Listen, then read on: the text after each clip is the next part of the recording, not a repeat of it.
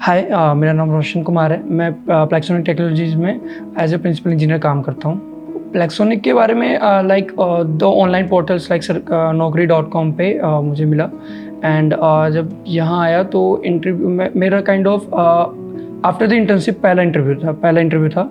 And after some time like 15-20 days I got like I have selected. So उसके बाद फिर यहाँ का रहा एक्सपीरियंस।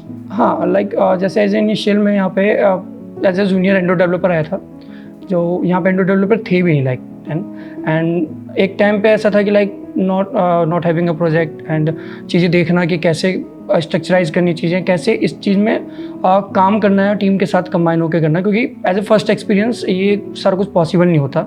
पहले 1-1.5 साल में मैंने प्रोजेक्ट्स के इम्प्लीमेंटेशंस में देखा कि कैसी चीज़ होती है। दैन फिर वो भी एज ए प्रोजेक्ट मेरे पास आया जिसमें मैंने एज ए डेवलपर काम किया।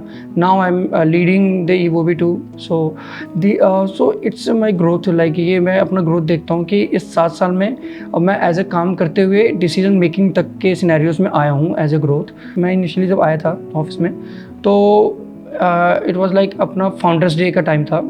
इन 1 week it was a founder day and मैं किसी से इंटरेक्ट नहीं हुआ था। लाइक मैं एक फ्रेशर था। सो आई वॉज लाइक कि मैं क्या करूँगा ट्रिप में। बट जब मैं ट्रिप में गया तो every one is like connecting with me. जो भी हैं कोई इंटरेक्ट, ऐसा नहीं लग रहा था कि नहीं जानते। उस 2-3 दिन के ट्रिप में ही ऐसा लग रहा था कि everyone is knowing, even सांसर ऑल्सो लाइक इंटरेक्टिंग विद मी।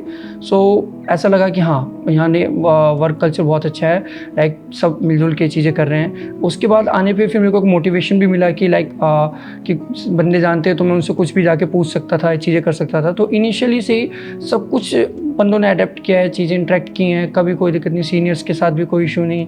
अच्छा वर्क कल्चर है कि आप कहीं ऐसा फील नहीं करते कि लाइक आप आ रहे हो जा रहे हो काम करके।